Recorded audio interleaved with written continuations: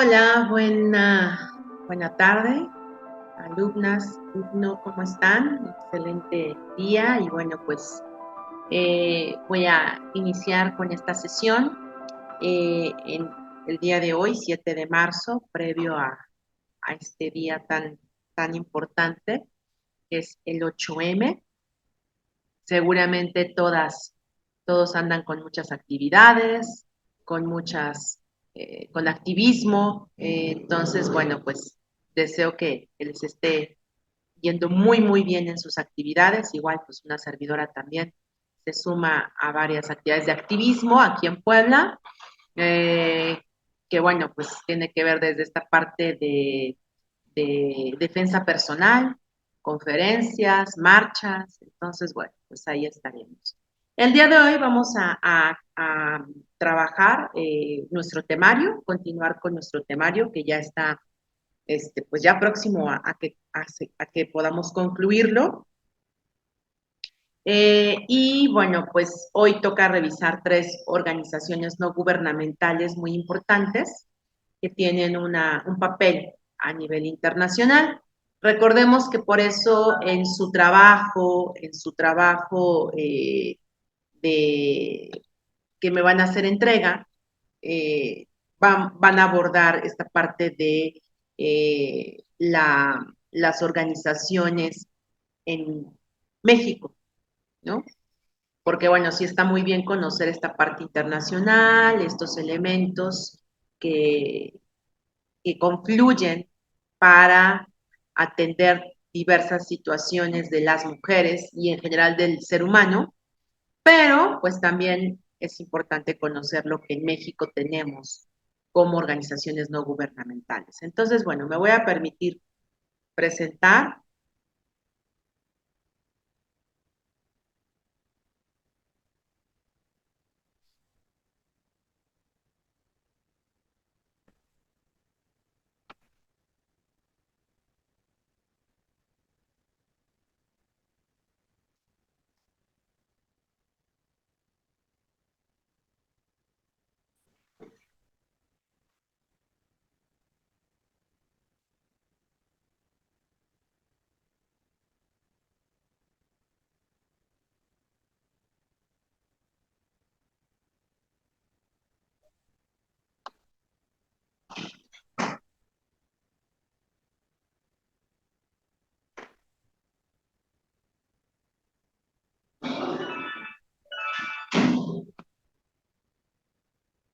Ya está mostrándose, ya nada más quiero colocarla en,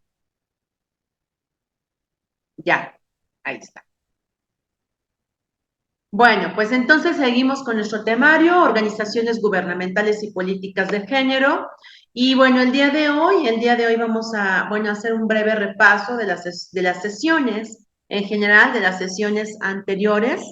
Y también, bueno, hoy vamos a revisar lo que es la Asociación para la Prevención de la Tortura y también así como la organización, las Brigadas Internacionales de Paz, seguramente muy identificadas por ustedes, el Centro Internacional para la Justicia Transicional, y bueno, yo creo que me quedo hasta ahí para continuar la próxima sesión con el Centro por la Justicia y el Derecho Internacional.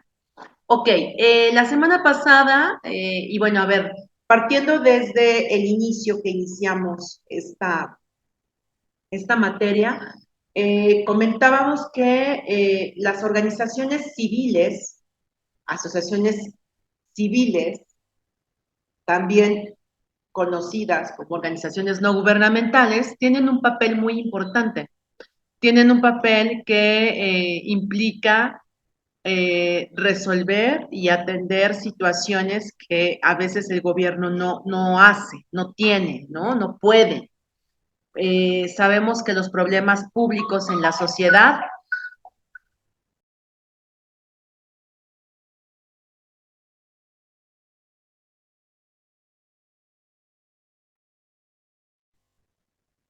Sabemos que los problemas públicos en la sociedad son muchos, ¿no? Y que de hecho es una premisa de las políticas públicas. Las políticas públicas son decisiones que atienden problemas públicos, ¿ok? Con participación ciudadana y con un enfoque de eficiencia y racionalidad.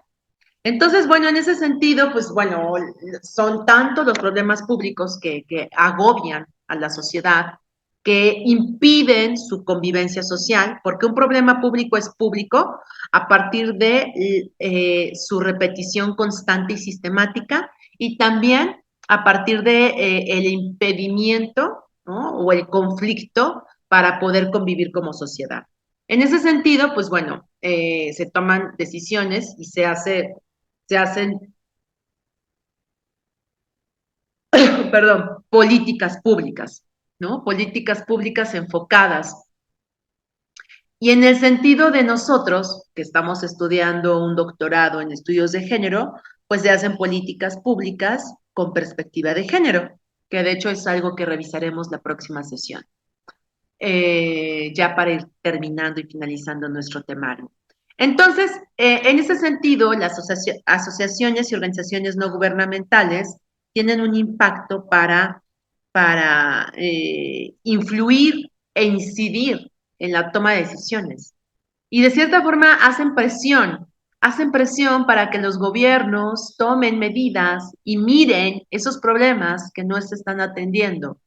Y también otro papel importante de las organizaciones no gubernamentales y de las asociaciones civiles tiene que ver con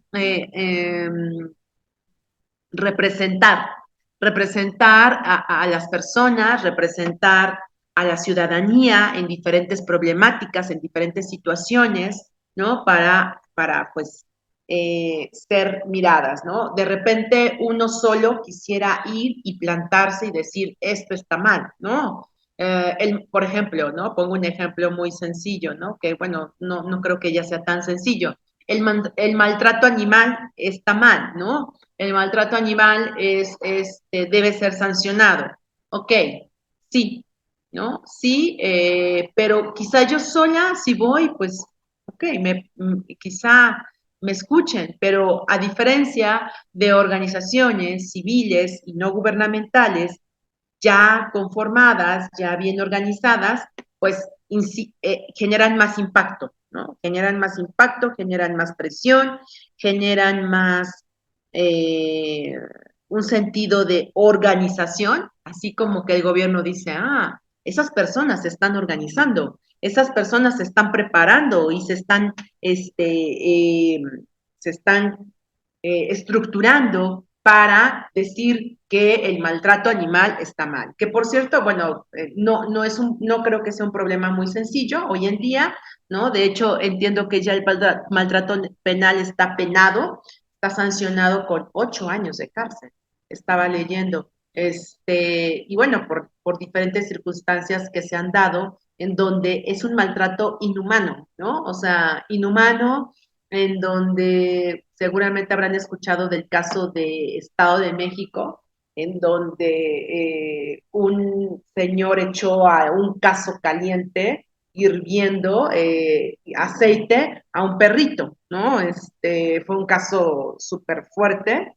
El tema es que el dueño del perrito, ¿no? El guardián del perrito era un niño y el niño lo vio, ¿no? Entonces, imagínense esta parte psicológica, yo sé que aquí tengo terapeutas muy importantes, esta parte del daño y del trauma, ¿no? Porque se genera un postrauma en donde hay una afectación, ¿no? A nivel emocional, neuronal, en fin, ¿no? Bueno, entonces, bueno, por eso digo, no creo que ya sea tan fácil hablar del maltrato animal, ¿no? Me retracto en ese sentido.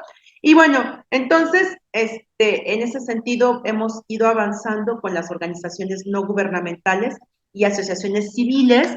Y la sesión pasada veíamos un tema muy importante sobre el sistema interamericano de derechos humanos, ¿se acuerdan? Vimos cómo funciona, cómo procesa, cuáles son sus atribuciones y vimos casos, ¿no? Que eso es algo que realmente para mí es más importante, ¿no? Revisar esos casos en donde perdón, se mira cómo han llegado casos mexicanos a la corte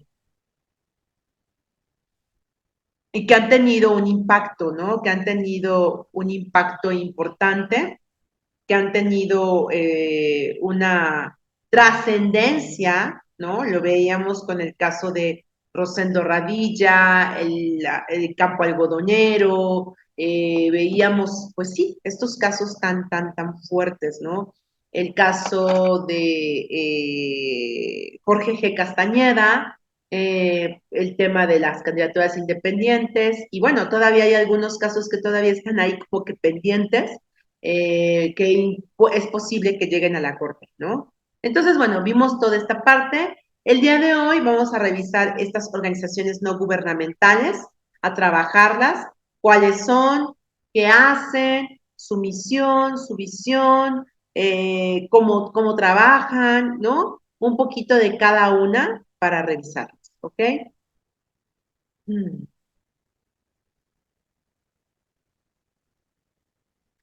Bueno, empezamos con la primera que es la Asociación para Prevenir la Tortura. Y bueno, tenemos misión, visión, que fíjense que en el proceso de investigación y de revisar las fuentes y de revisar las páginas y, en fin, ¿no? Hay algo muy interesante que detecté sobre cómo estas organizaciones no gubernamentales tienen como, sí, de entrada, el quiénes somos, ¿no? ¿Quiénes son? El quiénes son siempre se va a contestar con estas dos preguntas, visión y misión, ¿ok? Y curiosamente hay algunas que su misión y visión están conjuntas, ¿no? Como que van de la mano. Yo creo que sí es importante separarlas, porque una cosa es la visión y otra cosa es la misión. Y creo que ya lo comentábamos, la visión es eh, el cómo te miras como organización, cómo te miras como institución, cómo te miras como empresa, ¿no? Llámese, no sé, Jarritos, ¿no? La empresa Jarritos, y ahorita me estaba acordando de esta empresa porque resulta que ahorita Jarritos se está expandiendo exponencialmente y están llegando incluso a Corea del Sur, ¿no? Ya están llegando los jarritos allá y lo interesante, y veía cómo Jarritos está utilizando una publicidad pues muy mexicana al final, ¿no? Como siempre dándole el reconocimiento que Jarritos es de México, ¿no? Entonces, bueno, visiones, cómo nos vemos, cómo nos miramos, ¿no? Empresa Jarritos, empresa Audi, y también las organizaciones tienen misión, visión, ¿no? ¿Cómo se miran las organizaciones no gubernamentales? ¿Cómo están eh, trabajando? Y la misión es la esencia de la organización, es como la raíz, mm, pues sí, el corazón. Yo diría que la misión es el corazón de la organización. Entonces, en ese sentido, vamos a ver de cada organización estos elementos, visión y misión. Y bueno, vamos a continuar, ¿ok? Eh, Visión. La visión son de la Asociación para la Prevención de la Tortura. La visión es sociedades sin tortura ni malos tratos. Fíjense qué importancia, ¿no? De la visión. Cómo ellos se miran o ellos miran que su visión es eso, crear sociedades, crear sociedades o que existan estas sociedades sin tortura ni malos tratos. No, muy fuerte la visión, muy ambiciosa, pero muy necesaria, yo diría. Y en la misión encontramos diferentes rubros, ¿no? La esencia de la organización, como comentaba. La misión, de acuerdo a esta organización, es movilizar contra la tortura a través de la prevención,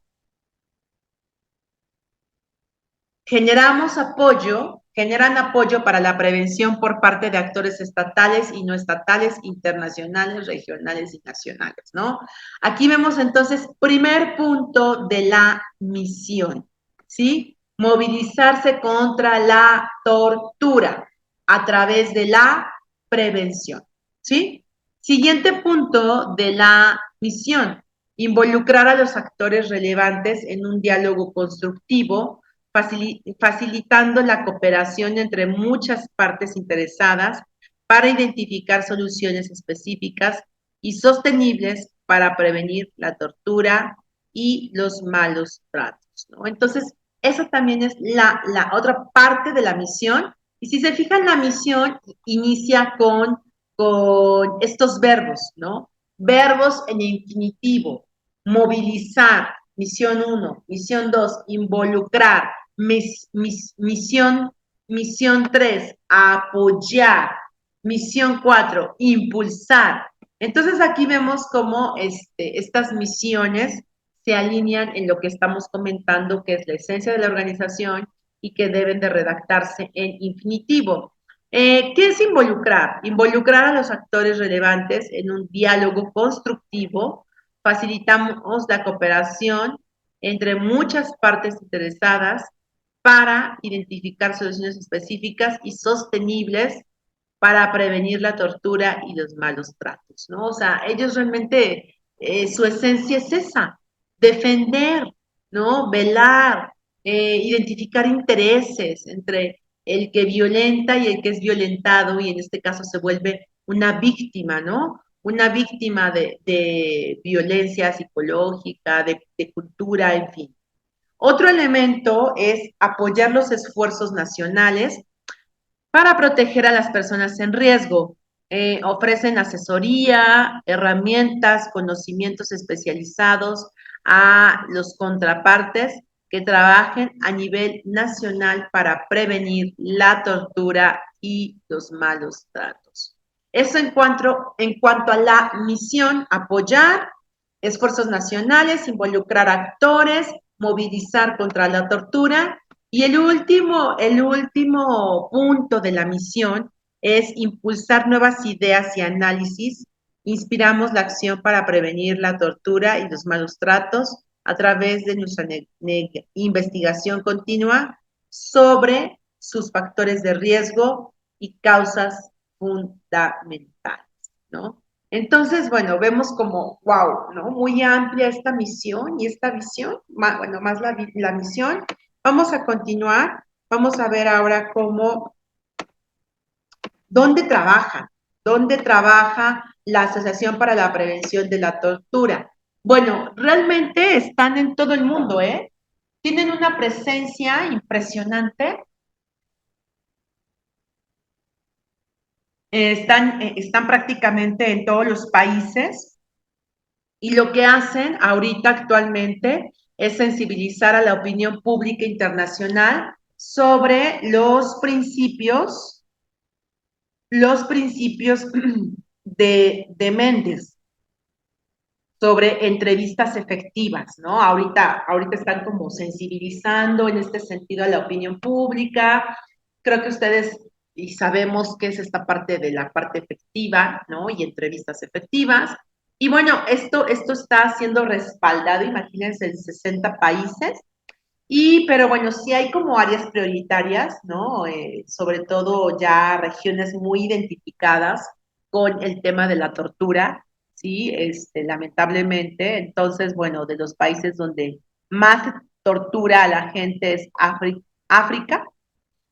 Pues África se entiende en el sentido de un desfase temporal en cuanto a procesos democratizadores, en cuanto a reconocimiento de derechos, ¿no?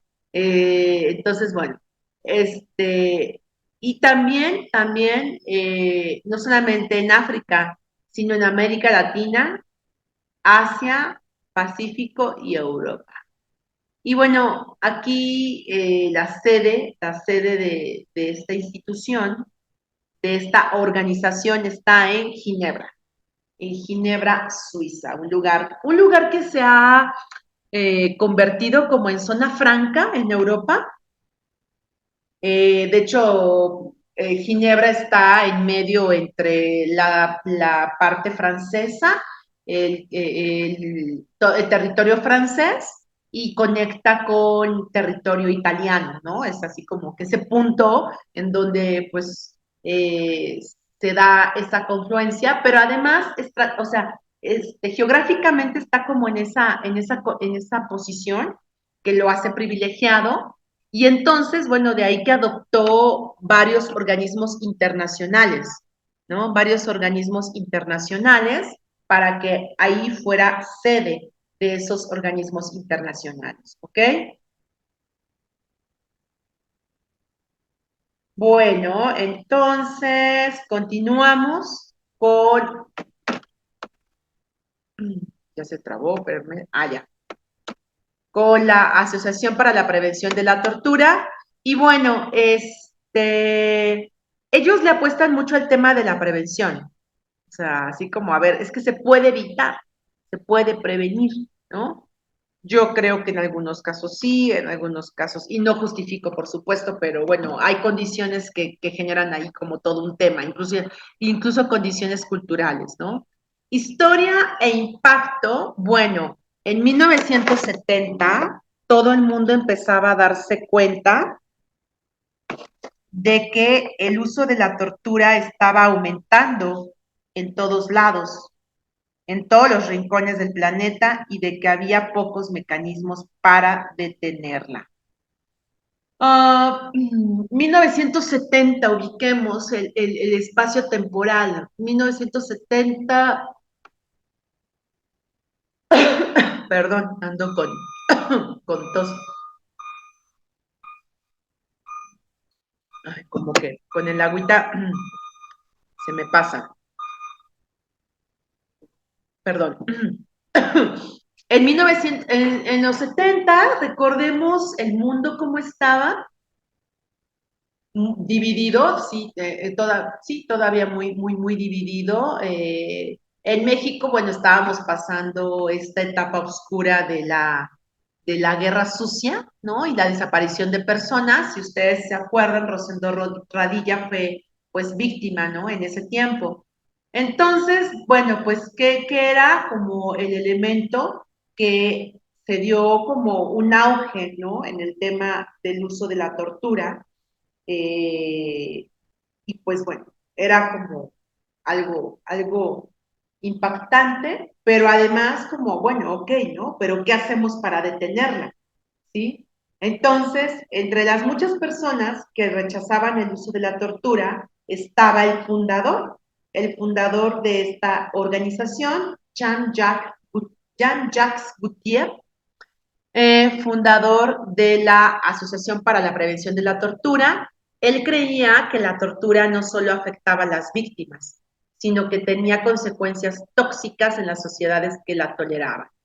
Y yo creo que no estaba mal, ¿no? Creo que muy acertada su tesis, en el sentido de que pues la tortura no solamente es, la persona que lo vive, no, sino que tiene ahí como cuando aventamos una piedrita, piedrita en el agua, ¿no? Y hace ondas, ¿no? Si las han visto, pues así la tortura genera estas olas, ¿no? Y esta afectación, no solamente para la persona victimaria, para la persona víctima, sino para la sociedad en su conjunto, ¿ok? Y bueno, este mismo Gautier se dio cuenta de que lo más probable era que la tortura ocurriera en secreto, a escondidas en la sociedad.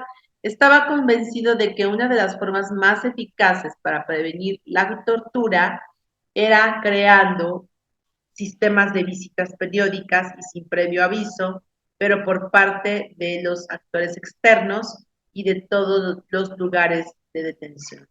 Entonces, bueno, eso dio como un giro muy importante, un giro en el sentido de que, ok, sí, la tortura, pero hay que buscar esta prevención, y entonces llegaron a la conclusión de que, bueno, pues hay que ir, ¿no? Una vez al mes, no sé, ¿no? De ahí dependiendo cómo estén organizados, pero sí van y hacen como esta reflexión y hacen esta vigilancia, porque al final es una vigilancia, y bueno, ya ahí ya genera otra cosa, ¿no? Ya genera como más presión, ¿sí? Eh, bueno, aparte, pues sin previo aviso, ¿no? Ahí te caemos y vamos a ver qué pasa. Entonces, bueno, pues veamos cómo esta organización sí tiene un impacto muy importante. Y tomando en cuenta, y yo les pido que ahorita que estamos revisando estas organizaciones, siempre las miren en el sentido de que, pues es que a lo mejor van a decir, bueno, es que no tiene mucho que ver con el género, no, sí tiene que ver, porque el mayor número que atienden es de mujeres, ¿no? Entonces, bueno, pues ahí viene como todo un tema, entonces, al establecerse que pues sí las mujeres son como, no son como, son un grupo en situación de vulnerabilidad. Y bueno, vamos a revisar este videíto sobre la historia, que está muy corto, continuamos.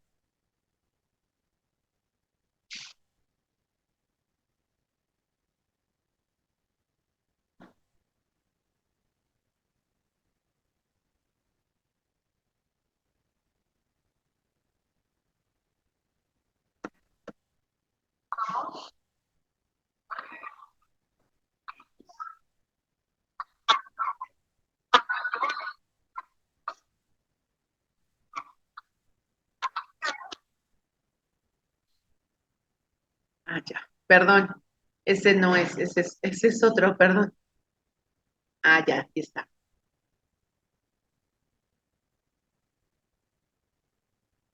Ahí va, voy a mostrar pantalla.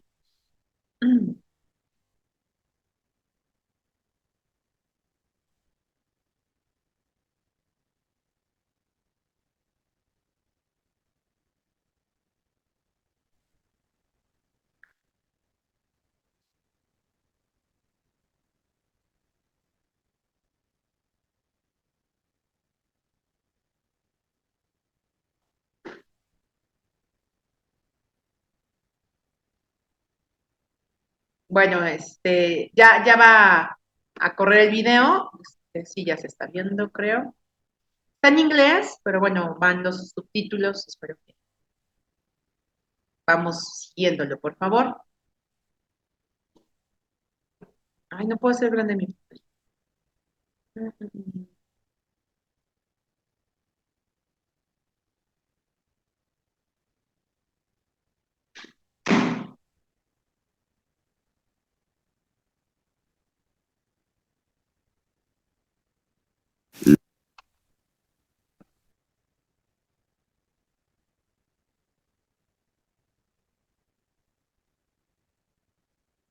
¿Qué?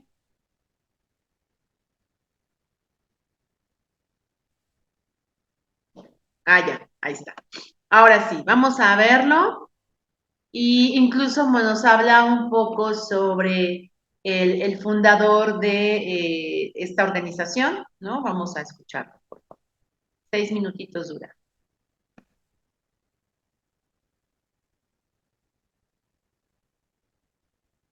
Le projet Gauthier, c'est cet instrument juridique par lequel, très brièvement, les États s'interdiraient de recourir à la torture ainsi qu'à tout autre traitement cruel, inhumain ou dégradant, ce sont les termes officiels, mais surtout par lesquels ils s'engageraient à ouvrir leurs prisons pour des missions de visite, de routine, faites par différents délégués désignés par une instance internationale impartiale.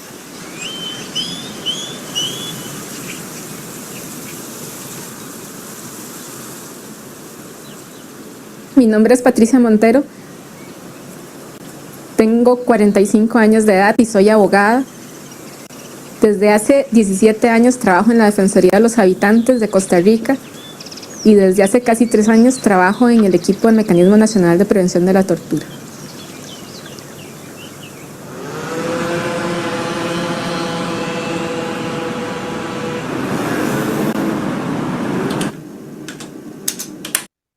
Je m'appelle Betty Bramé, je suis praticien hospitalier en psychiatrie. J'ai travaillé pendant 20 ans comme psychiatre en milieu pénitentiaire et depuis septembre 2008, je suis détachée au contrôleur général des lieux de privation de liberté. Las personas privadas de libertad forman parte de una población vulnerable que no es muy popular en nuestros países. A mí me mueve cada día ir a trabajar por alguien que no puede defender sus derechos. Requiere de un trabajo con las autoridades que tienen a cargo los centros de privación de libertad para decirles que no somos sus enemigos, sino que somos órganos colaboradores.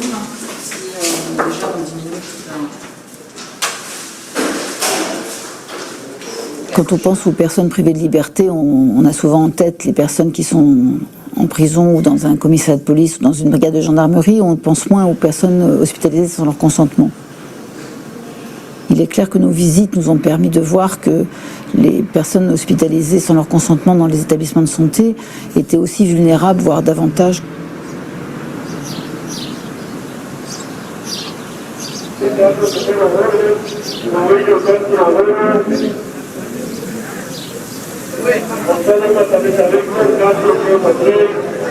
Sabemos que la idea del señor Gautier es de abrir los centros de privación de libertad porque son centros cerrados en donde nadie puede observar lo que está pasando al interior.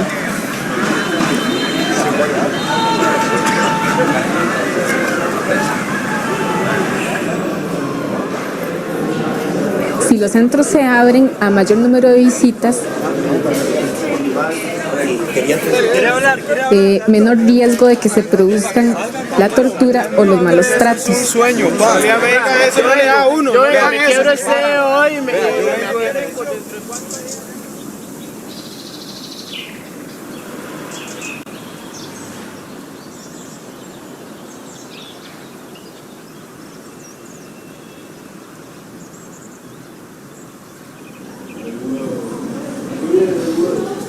Par définition, les maltraitances se font, par exemple, dans des chambres d'isolement sans qu'on puisse le savoir.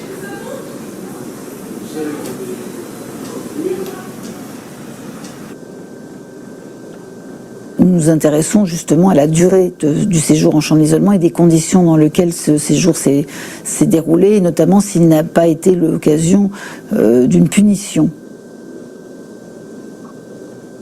Vous allez les trouver là-dedans, d'accord. Bien sûr qu'il y a des débats au sein même de notre communauté médicale. Le contrôleur général des lieux de privation de liberté est une institution jeune qui a trouvé sa place progressivement dans le paysage, même si au départ les professionnels avaient une certaine méfiance vis-à-vis des contrôleurs lorsque nous arrivions dans les établissements. Aujourd'hui, un certain nombre de directeurs considèrent l'arrivée des contrôleurs comme un plus, comme une forme d'audit qui peut les aider à mieux travailler, à mieux comprendre eux-mêmes le fonctionnement de leur institution.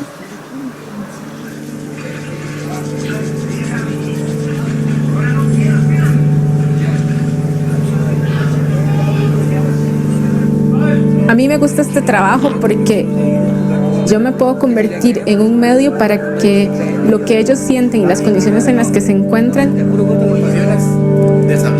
yo pueda expresarles a las autoridades que tienen a cargo los centros para buscar soluciones y mejorar el trato que se le da a las personas privadas de libertad.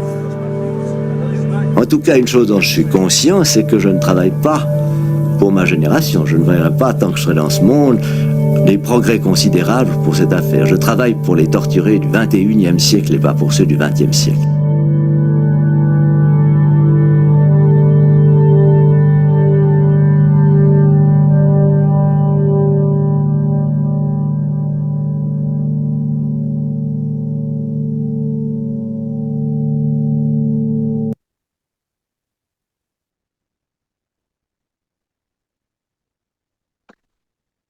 Bueno, entonces, pues sí, ¿no? Creo que sí es una labor muy, muy fuerte. Creo que incluso es primero definir qué es la tortura, ¿no? ¿Cómo definimos la tortura? De hecho, es el fundador, Gutiérrez, de esta organización, Asociación para la Prevención de la Tortura, sí es como primero trabajar y definir esta parte de la tortura, ¿no? Y estas visitas que hacen, ¿no? Que hacen constantemente han sido clave, clave para detectar, ¿no? Detectar esa tortura inhumana, denigrante, ¿no? Lo comentaban. Entonces, bueno, vamos a cerrar con esta primera parte de la Asociación para la Prevención de la Tortura. Voy a mostrar mi presentación.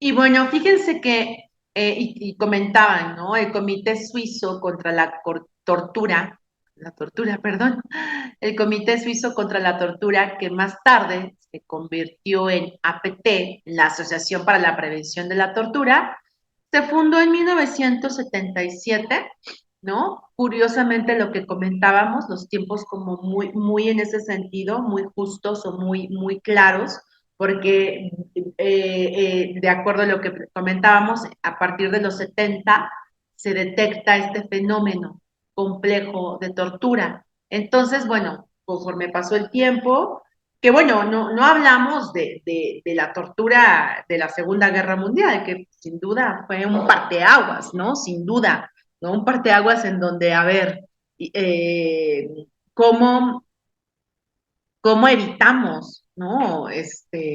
Esas acciones tan inhumanas, deplorables para la humanidad, ¿no? Y a partir de que concluye la Segunda Guerra Mundial, pues bueno, hay N formas, ¿no? Y creo que hasta la fecha sigue. Y el tema es que, pues no han sido suficientes, ¿no? Yo creo que actualmente el tema en Gaza, pues de hecho ya está catalogado como un genocidio, ¿no?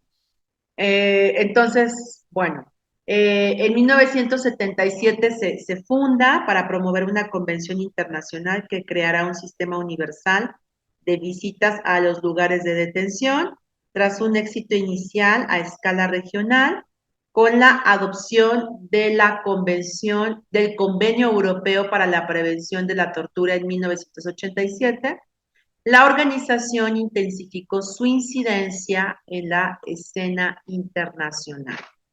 Y tras años de discusiones, debates, ¿no? En fin, demás, la ONU adoptó en 2002 el protocolo facultativo de la Convención contra la Tortura, que entró en vigor en el 2006, ¿no? O sea, fue como en automático. Interesante esos procesos de protocolos en donde sí se hace todo el trabajo, ¿no? Y pasa con otros protocolos facultativos, se hacen todo ese trabajo, pero a ver, espérense, ¿no? Va a entrar en vigor, pero todavía va a faltar. Entonces, bueno, interesante esa dinámica.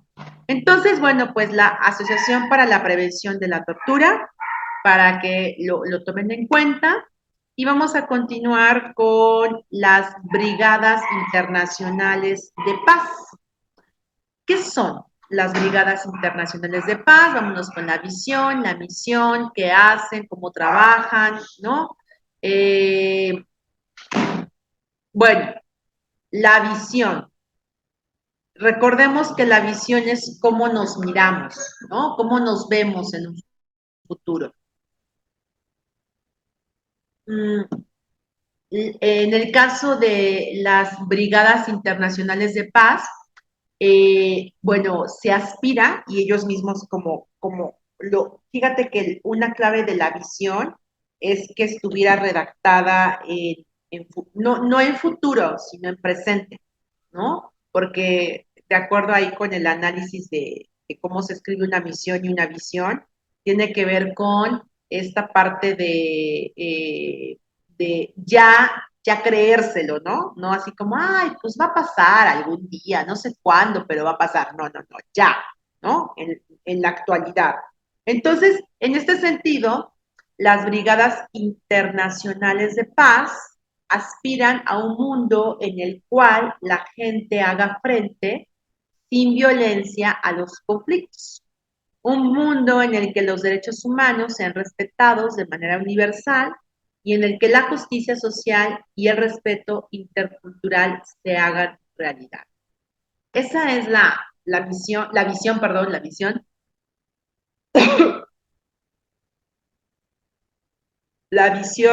de las Brigadas Internacionales por la Paz, que pues yo creo que también es como súper ambiciosa en el sentido de que pues los conflictos hay que atenderlos sin violencia.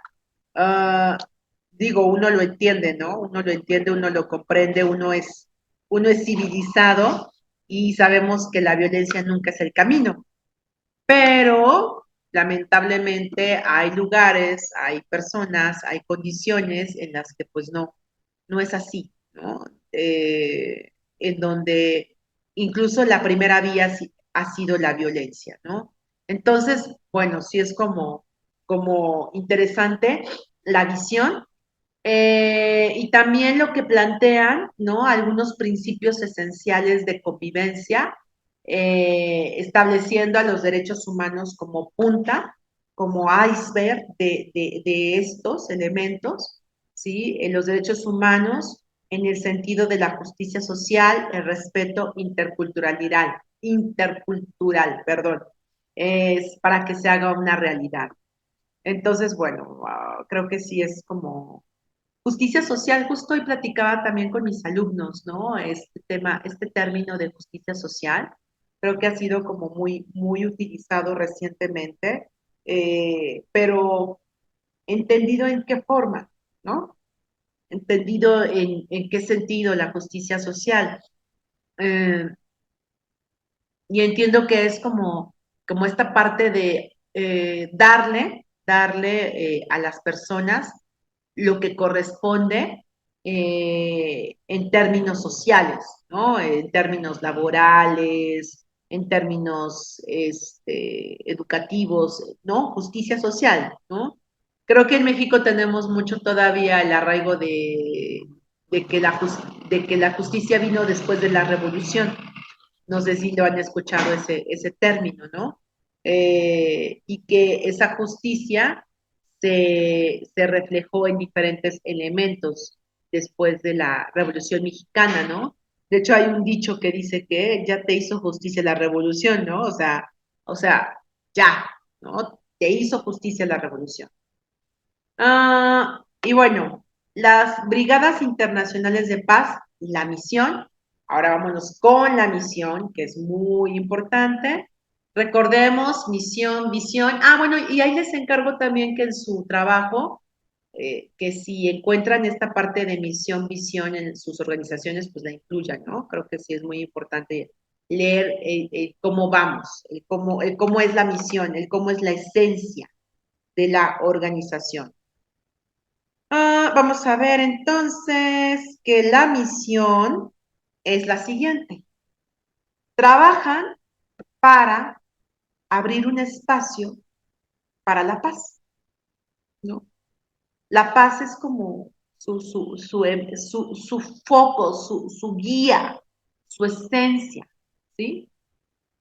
Y por supuesto la esencia también en donde ellos trabajan para hacer frente a los conflictos sin violencia. Insisto, este apartado es como muy ambicioso, ¿no? Aplican también una estrategia de presencia y de interés internacional para apoyar las iniciativas locales y contribuyen a desarrollar una cultura de paz y de justicia. Eso es otro elemento. Aplican una estrategia de presencia e interés internacional. O sea, ellos a través de brigadas, ¿no? De brigadas por la paz, ¿no? Están presentes, están continuamente presentes. Y de hecho en México hay un capítulo, ¿no? Tienen capítulos en todo el mundo, tienen así como, están disagregados en todo el mundo y en México tenemos un capítulo de Brigadas por la Paz, ¿no? Y en otros lugares. Entonces ellos lo que consideran es que esta estrategia de presencia internacional apoya y da cauce a iniciativas locales y contribuyen a desarrollar una cultura de paz y de justicia. Entonces, bueno, esa es otra misión, como muy interesante. Y por último, actúan solo si existe una solicitud de las organizaciones locales, ¿sí? Eso sí, ahí viene como el pero, como, perdón, como esta parte de, sí actuamos, pero solo si hay una solicitud. ¿De quiénes? De otras organizaciones o grupos que apoyan derechos humanos, el cambio social y el desarrollo de la sociedad civil, que utilizan métodos no violentos en las regiones en donde existe opresión y conflicto, ¿ok? Ay, es el ruido del gas, perdón, a ver, déjenme tantito.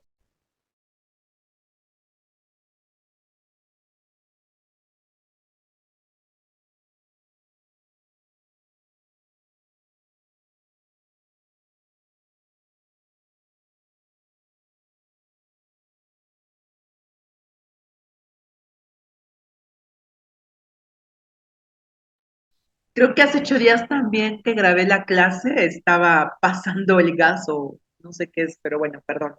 Entonces, pues sí, ese es el punto como ¿saben? Como de reserva en donde solamente van a actuar así, por solicitud, ¿ok? El cambio social y el desarrollo de la sociedad civil que utilizan métodos no violentos en regiones en donde existe opresión y conflicto. Entonces, bueno, misión, visión. Vamos a ver la breve historia, ¿no? Brevísimamente, cómo es que se conformaron y un video. A ver, voy con el video para que lo revisemos primero.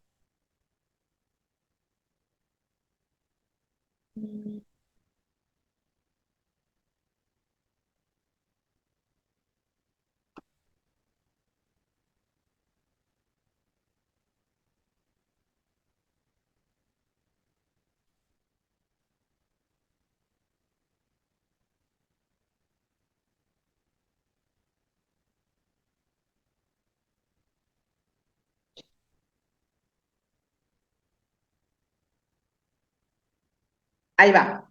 Y este video tiene que ver con el capítulo México. Brigadas de Paz, capítulo México. ¿Ok? ¿Qué han hecho en México? ¿Cuál es la percepción? Vamos a verlo brevemente.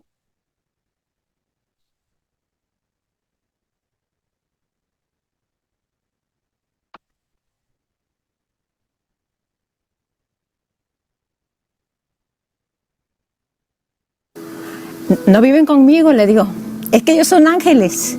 Y cuando no viven conmigo, le digo, es que ellos son conmigo, le digo, es que ellos son ángeles. Y cuando yo los necesito, les digo, es ahora. Y bajan del cielo y me acompañan. Entonces desde ese momento yo les empecé a decir mis ángeles bellos porque pues fue algo muy bonito. Pero ¿cómo te puedes imaginar que de Italia, de Francia, de muchos lados, estés compartiendo ese sueño, ese anhelo de que las violaciones de derechos humanos por fin paren? Esa profunda generosidad de las y los voluntarios de PBI que van por el mundo también arriesgando su vida para que otras personas, que las personas que más sufren, que las personas más marginadas, que las personas más olvidadas, que las personas más vulnerables puedan gozar de eso, de sus derechos humanos. Entonces, que les mueva esa causa, que esa sea la causa que mueva sus vidas. Incluso en otros países habla de la profunda generosidad que hay en sus corazones. Entonces, cuando nosotros empezamos a denunciar la violencia, nadie nos creía. Y entonces nos dijimos, tenemos que venir y gritar que vengan nosotros, de aliados internacionales, para que nos ayuden a sacar, que serán megáfono de lo que está pasando. Y una de las organizaciones que contestó fue PBI. Valoramos mucho la presencia, nos han acompañado en momentos de protestas, en momentos de manifestaciones, en momentos aún de rastreos, aún sabiendo que hay ciertos riesgos, sin embargo, nos han acompañado. También validas mucho el tema de este acompañamiento del que está frente a ti, ¿no? Del que te puede escuchar tal cual en ese momento cuando te sientes vulnerable por el ataque.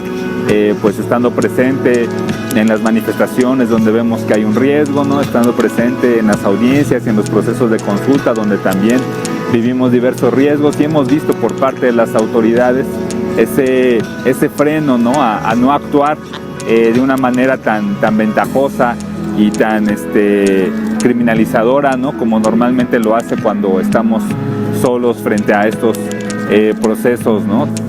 Cualquier cosa que yo note fuera de lugar o que yo sospecho, lo que sea, yo marco y contesto en el teléfono, cosa que no sucede con ninguna autoridad nunca. Y PBI siempre contesta, y PBI en ese momento ayuda a resolver en esa situación, pero hacia adelante, no es nada más ese momento o ver cómo lo hacemos para pasado mañana, no, sino en ese momento resolvemos y luego qué vamos a hacer para que mañana y pasado puedas estar en tu lugar de trabajo en donde tú vives. A mí me parece que el acompañamiento que hacen así de manera respetuosa y solidaria es muy importante y fortalece las luchas de las organizaciones y de los defensores de derechos humanos. El papel de organismos internacionales como PBI es clave también para poder tener esa cobertura en otros espacios donde difícilmente accedemos.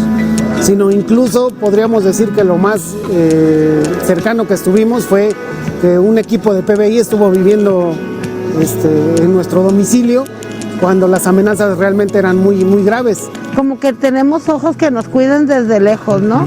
Que las autoridades sepan que no vamos solas. Que estén presentes y que sabemos que son ojos internacionales, pues eso nos da aliento. Y sin PBI seguramente una historia muy diferente, que no fuera tan positiva como la que tenemos ahora como institución, estaríamos viviendo en este momento. Ha sido también un aliado importante no solamente para la seguridad de acorpamiento de consorcio, sino también para los movimientos, las defensoras y defensores que el consorcio acompaña. Creo que es una incidencia muy significativa de parte de PBI porque nos abre puertas. No es lo mismo que estés defendiendo tus derechos tú solito ahí en tu comunidad lejos, pues estés más acompañado, más arropado, arropada, y que eso también te da seguridad, ¿no? Para seguir en tu exigencia de derechos. Nos ayuda a darle más impacto al trabajo y a dibujar mejor las realidades. Nos sentimos apoyados, ¿no? Porque nos están viendo y están las luces, los reflectores, los oídos y los ojos atentos a lo que puede ocurrir. Hacer una revisión del camino de 20 años, recuperar tus pasos siempre ayuda a volver a encontrar camino. PBI impacta en todo lo que hacemos. O sea. PBI es una organización que para nosotros ha sido fundamental en el trabajo. Agradecer a PBI por este acompañamiento que nos da, ¿no? Y también agradecer a todos y cada uno de los que están a nuestro lado, ¿no? Pues agradecer mucho a PBI por su permanencia en México, por sus primeros 20 años. Y saber que no estamos solas, como nosotros lo gritamos, no estamos solas, y que hay gente que hay gente buena y que nos apoya. Y agradecerle a todas esas organizaciones. Sin ellos no somos nada. Nos sentimos muy protegidos, muy cuidados por PBI Internacional, y sobre todo por su oficina en el estado de Chihuahua, ¿no? Agradecerles estos años de acompañamiento y felicitarles por su aniversario. A todo el equipo de Brigadas de Paz Internacional, muchas felicidades y muchas gracias por estos 20 años en México. No, pues yo le doy las gracias a PBI por este acompañamiento que nos está dando. Muchísimas gracias a PBI por estos años de acompañamiento y de presencia en México y en Oaxaca. Gracias. Infinitamente agradecida con PBI. Yo sí siento que si yo estoy viva después de amenazas y golpizas, más amenazas y campañas de difamación y todo, en gran medida se lo debo a PBI. A lo que PBI hizo por mí y lo que PBI me enseñó a hacer por la organización. Que Dios los bendiga a todos y muchas gracias. Darle las gracias, ¿no?, por esos años de acompañamiento y ojalá que sean muchos más, que estemos bien todo el mundo, que nos cuidemos y que sigamos aprendiendo de ustedes. Sin su trabajo es muy probable que muchas y muchos ya no estuviéramos presentes. Entonces, muchísimas gracias porque por apostar por esta vida, los demás podemos seguir con vida. Muchas gracias y mucha vida para PBI en México y en todo el mundo.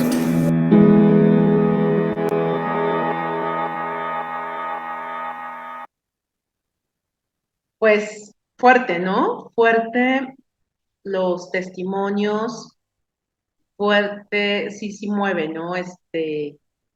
Como esta parte en donde brigadas internacionales de paz han impactado en la vida, han impactado en personas, en organizaciones, ¿no? Yo creo que la esencia de la materia es esa, compañeras, compañero, ¿no? Identificar esa huella que dejan las personas, que dejan las personas organizadas, preparadas, capacitadas, ¿no? Sensibles a diferentes temas, ¿no? Bueno, me agrada mucho su logo de México, cómo está el agave, el maguey, y cómo de aquí sale el quiote, ¿no? El quiote. Yo creo que el agave es un símbolo muy importante para nuestro país, ¿no? Y creo que hoy en día ha tomado más fuerza. Apenas daba una conferencia sobre el mezcal como bebida espirituosa y hablábamos sobre que realmente desde esta parte ancestral, la Mayagüel era la diosa del maguey, ¿no? Y ahí la historia de cómo se funda en un maguey, ¿no? En un agave, porque resulta que pues Mayagüel estaba pues muy feliz, muy tranquila, pero Ejecatl, el dios del viento, la conoce y la quiere, ¿no? La quiere tener y la invita a pasear y a que deje su casa, a que deje su lugar, pero su abuelita Totsimi pues se enoja y va y la busca, ¿no? Y Mayagüel estaba con Ejecatl en un árbol, estaban fundidos en un árbol y Totsimi, la abuelita, llega y arranca el pedazo que era de ella y pues ya, ¿no? Y Ejecatl, en honor a ella, pues nace el maguey, nace el agave.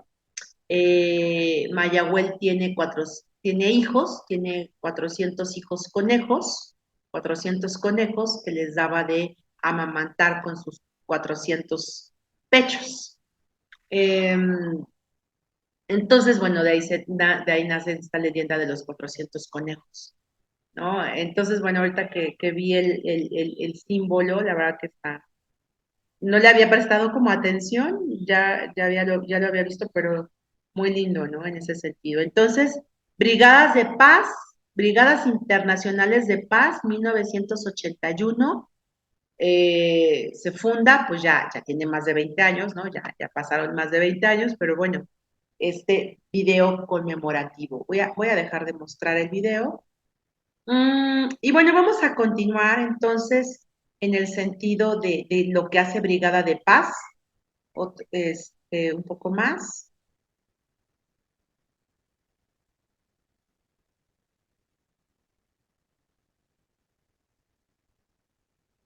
Que bueno, ya realmente vemos esta parte de la historia, pero bueno, puntualizar que Brigada de Paz es una organización no gubernamental internacional que fomenta la no violencia y protege los derechos humanos desde 1981. ¿Ok?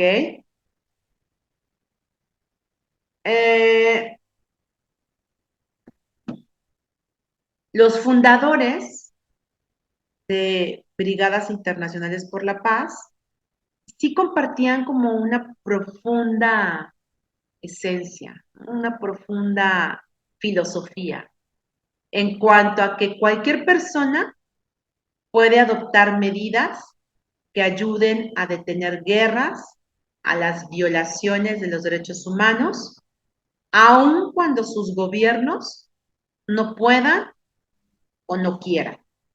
¿Ok?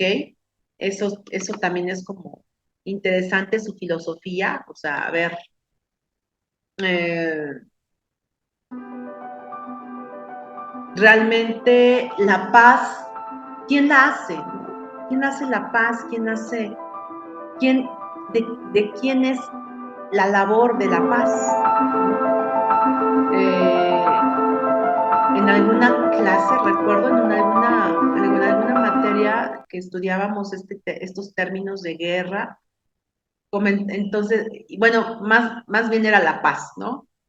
El tema es que la paz no se concibe sin la guerra, ¿no? Y era algo que, pues, obvio, no estábamos como muy de acuerdo, ¿no? Pero que en esencia, el primer concepto de paz así fue concebido, ¿no? La paz es la ausencia de la guerra, ¿sí? Un poco ahí filosófico quizá, ¿no? La situación, pero, o sea, si vemos la historia de la humanidad, ¿no? Y sobre todo al principio, ¿no? De la historia, en donde había conflicto tras conflicto, guerra tras guerra, expansión tras expansión, ¿no? O sea, díganme cómo no entender al pueblo romano sin guerra, ¿no? El imperio romano, ¿cómo no lo entiendes sin esta parte de guerra? Sí, hoy yo lo miro más también como en esta parte de lo que aportó Roma, ¿no? Para el mundo, para el occidente. Pero realmente, ¿no? Sí fue siempre como este tema violento, complejo, y en sí los imperios europeos, ¿no? Francia, España, Reino Unido, ¿no? Roma, en fin. Ah, bueno, el imperio austrohúngaro, por supuesto, también me faltaba. Entonces, bueno, si vemos como, bueno, Constantinopla, bueno, si vemos como esta parte histórica, la paz era la ausencia de guerra, o sea, era como predominaba más la guerra, ¿saben? Era como guerra, guerra, guerra, expansión, expansión, expansión, colonización, ¿no? Ya después venía un periodo de tranquilidad. Entonces, en ese tiempo, pues así era, ¿no? Hoy en día, pues ya no, ya digo, seguimos con temas, por supuesto, ¿no? El conflicto de Gaza no es para menos, el conflicto de Ucrania no es para menos, ¿no? Eh, yo creo que la guerra no es solamente esta lucha de armas, ¿no? Esta lucha física deplorable, triste, muy, muy, muy, muy miserable para la condición humana, yo creo. Pero, pero, pero la paz ya hoy vista como una forma de vida, ¿no? De ahí esta cuestión de la cultura de la paz, ¿no? Seguramente la han escuchado y que incluso ya muchos gobiernos se pronuncian y trabajan en sus planes de desarrollo, incluso las currículas de hoy en día, en diferentes carreras se trabaja cursos, talleres de cultura de la paz, ¿no? Eh, y ya no entendida como, bueno, es la ausencia de la guerra, ¿no? Sino como una forma de vida, como una forma de, de, de convivir, de compartir, ¿no? Perdón, y también iba a comentar, ¿no? Ok, la guerra, en el sentido también hoy no solamente como este cuerpo a cuerpo, ¿no? El enfrentamiento cuerpo a cuerpo, sino también en esta parte de la guerra comercial que hoy estamos viviendo y que seguramente hoy ustedes fueron testigas, fue testigo el compañero Pascual de cómo esta semana nos trajeron subiendo y bajando con el tema de los aranceles, ¿no? Y con una angustia y con una incertidumbre. Van a decir, bueno, yo no vendo cosas a Estados Unidos, no, pero sí afecta, sí genera un ánimo muy fuerte, ¿no? Entonces, este, la guerra, no solamente cuerpo a cuerpo, la guerra comercial, y algunos hablan también de esta guerra biológica, ¿no? Esta guerra eh, de virus, ¿no? No sé, y bueno, ya se quedó grabado. Ahora sí que, pues, no me puedo decir que no lo dije, ¿no? Sí lo dije. Algunos consideran que hay una guerra muy fuerte en el tema de, de virus, de bacterias, ¿no? Que a lo mejor esperamos esa guerra como, como se veía en las películas, pero pues yo creo que ya no es necesario así, ¿no? Al contrario, creo que hace más daño toda esta parte comercial, biológica, tecnológica, ¿no? Entonces, bueno, sí, la convicción que comparte, ¿no? En donde cualquier persona puede adoptar medidas que ayuden a detener guerras o las violaciones de los derechos humanos. Sí, ¿no? Creo que sí, cualquier persona lo puede hacer, porque a veces los gobiernos no hacen su chamba, ¿no? O bueno, o les cuesta, o bueno, en fin, ¿no? Y también el papel es el de abrir espacio político y proporcionar apoyo moral a los activistas locales para que puedan llevar adelante su trabajo sin miedo de represión. Que de hecho en el video vimos mucho esta parte, ¿no? Vimos esta parte de cómo se decían y comentaban esta parte oye, ¿no? Yo estoy agradecida, ¿no? Agradecida, ¿no? Incluso lo decían en náhuatl, ¿no? Tlazocamatli, ¿no? Por la ayuda, por la guía para detener, ¿no? Estos conflictos. Entonces, bueno, pues esta es una parte de lo que ellos hacen. Ay, te voy a demostrar, perdón. Como no los tengo ahorita en clase, no sé. De repente como que se desaparece mi pantalla, perdón. Ujú. ¿Cuál es la labor en los países? Y también vamos a cerrar con otros testimonios. La labor en los países, los proyectos destacan en Colombia, en América es Colombia, Guatemala, Honduras, Indonesia, Kenia, México, Nepal, Nicaragua, Costa Rica. Brigadas por la Paz realizan acompañamientos de protección, relaciones públicas, informes, capacitación, apoyo a voluntariados, incidencia, recaudación de fondos, colaboración con otras organizaciones y publicaciones. O sea, su trabajo, pues sí es amplio, ¿no? Sí es bastante. También coordina, junto con los grupos nacionales, la creación y activación de redes de apoyos internacionales, ¿no? Esencial. Esencial esta colaboración, compañeros, esta vinculación, porque solamente haciendo como esta suma de elementos se puede ir trabajando, ¿no? Entonces, bueno, Vamos a ver qué hacen, ya no solamente en México, sino a nivel internacional, y continuamos. Oigan, y voy a hacer un super break, voy rapidísimo al sanitario, pero bueno, primero vemos el video y ya continuamos.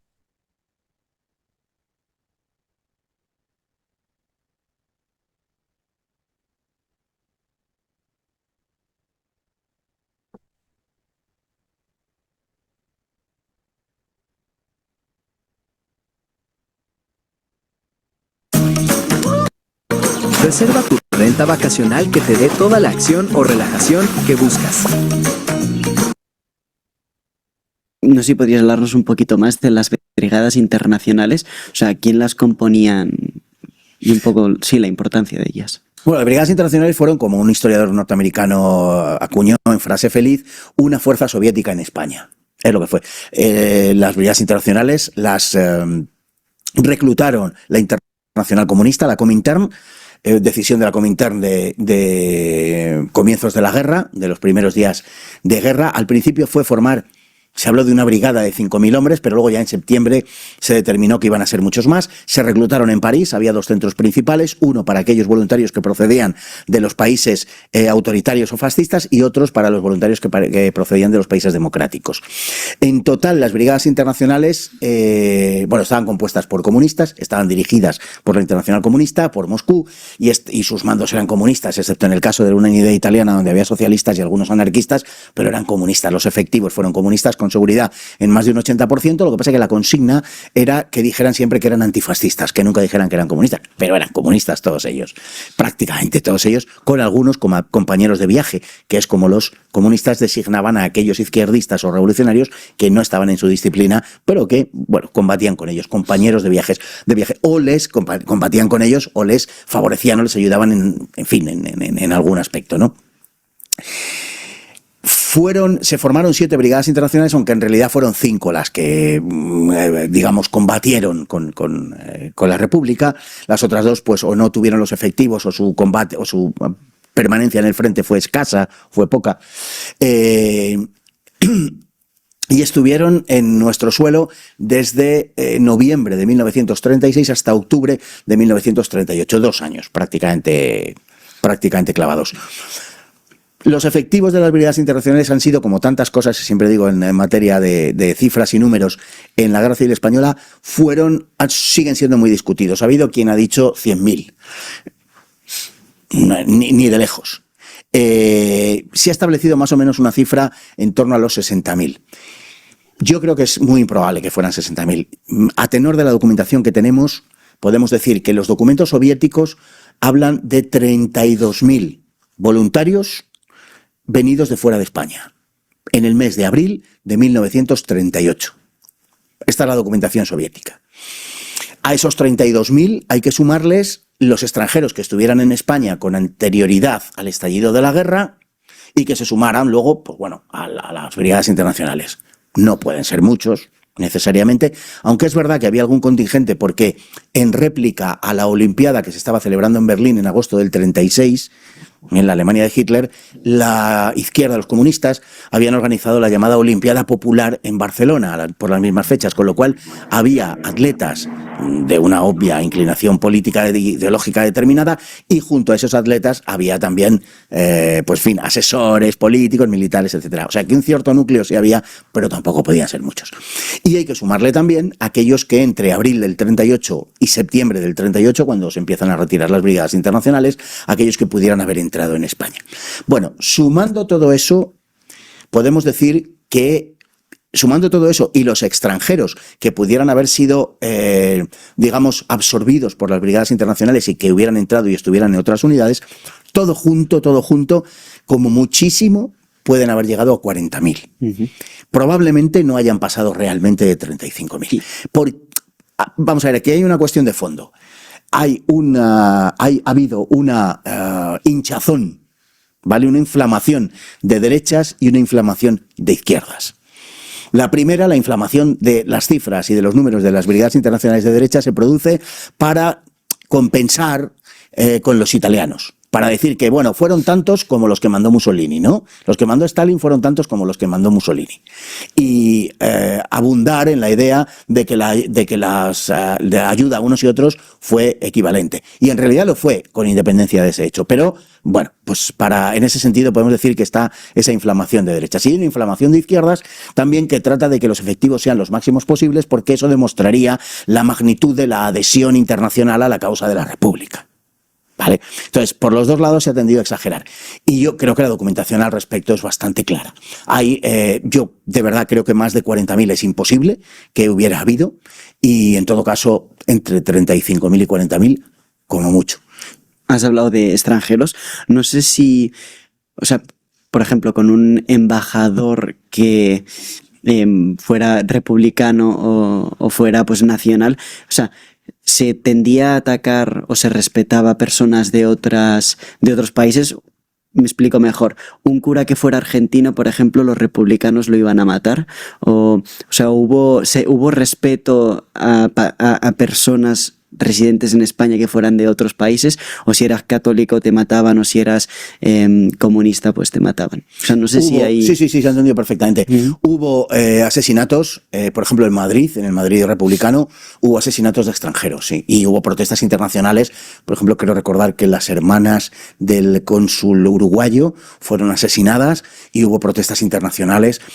La magnitud de la barbarie que hubo en la zona republicana las primeras semanas, los primeros meses, fue enorme. Repercutió de una forma muy negativa en la defensa de su causa.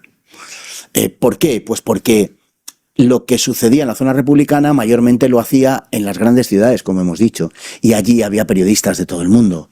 Y las fotos dieron la vuelta al mundo. Y las fotos salieron publicadas en todos los medios. Bueno, George Orwell, ¿no? Estuvo ahí. George Orwell estuvo en Barcelona, por ejemplo. La foto del miliciano, creo que. Sí, y luego tiene un libro que es Homenaje a Cataluña. Sí. Donde habla de sus experiencias, no solamente en ese libro, ¿no? Pero fíjate, al hilo de lo que tú decías, hay una anécdota de cómo aquello perjudicó enormemente a la República. Cuando el embajador español en Londres, Pablo de Azcárate, fue a saludar a un muy conocido, un reputado político británico, y entonces sin responsabilidades de gobierno, pero pronto las tendría, que se llamaba Winston Churchill. Y cuando le extiende la mano para saludarle, como embajador de España, Churchill le retira la mano, ostensiblemente, se niega a darle la mano y murmura, blood, blood, blood, sangre, sangre, sangre. Es decir, que habían trascendido lo que estaba sucediendo en la España republicana, los crímenes y los asesinatos, y Churchill no quería ser partícipe y por eso no le da la mano al embajador de la República en Londres, ¿no? Y todo aquello, todas aquellas matanzas, aquellas persecuciones del clero, aquellas persecuciones a personal extranjero, por ejemplo en España, que verdaderamente ocupaba a los políticos republicanos, porque ahora habían sido desbordados por los revolucionarios, porque el 19 de julio se produce una revolución en toda la zona del Frente Popular. Es que ya no puede hablarse realmente de la República. Se habla, bueno, pues por conveniencia propagandística en muchos casos y hasta por pereza intelectual, pero no puede hablarse realmente. Sería en todo caso, sería si acaso ya no una segunda república, sino la tercera república. La tercera república nacida al calor de la revolución del verano del 36. Entonces los políticos de la Segunda República no pintaban nada, habían sido desplazados. Intentaban dar la imagen que también convenía, sobre todo a los comunistas, de que no había pasado nada, de que allí realmente todo seguía como era antes, dar la imagen internacional, pero en realidad estaba teniendo lugar un proceso de honda transformación ideológica por debajo, claro, que era algo que los comunistas ya habían anticipado, como hemos dicho antes, ¿no?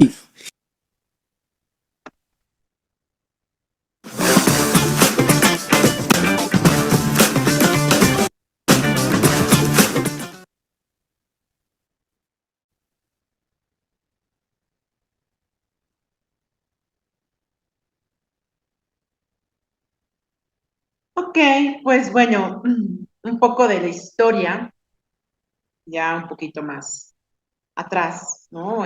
Sobre estas brigadas de paz, cómo surgieron, ¿no? O todas estas brigadas o estas organizaciones que fueron evolucionando, como ya vimos, ¿no? Y ya hoy en día su visión y su misión son muy diferentes, ¿no? Han ido evolucionando. Y bueno, vamos a continuar. Y para cerrar el día de hoy, si me permiten, vamos a concluir con nuestra organización, la organización del Centro Internacional para la Justicia Transicional. Vamos a ver un poco sobre la misión, la visión, qué hacen y además algo importante, bueno, pues qué es la justicia transicional, ¿no? Es un término que, bueno, seguramente ustedes conocen, ubican, pero bueno, vamos a definirlo y cerramos igual con un videíto sobre esta organización, este centro internacional. Cerramos, ¿ok?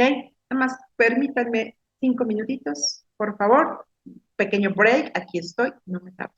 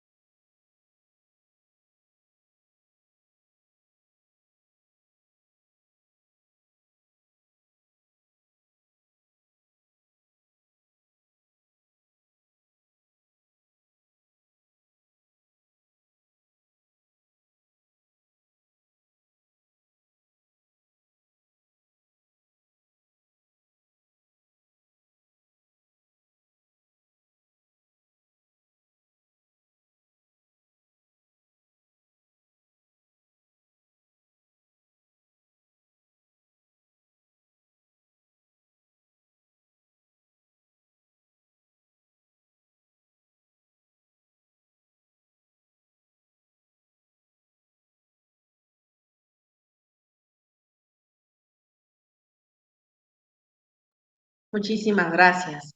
Bueno, pues para cerrar nuestra clase, vamos a hablar sobre esta organización. Voy a mostrar.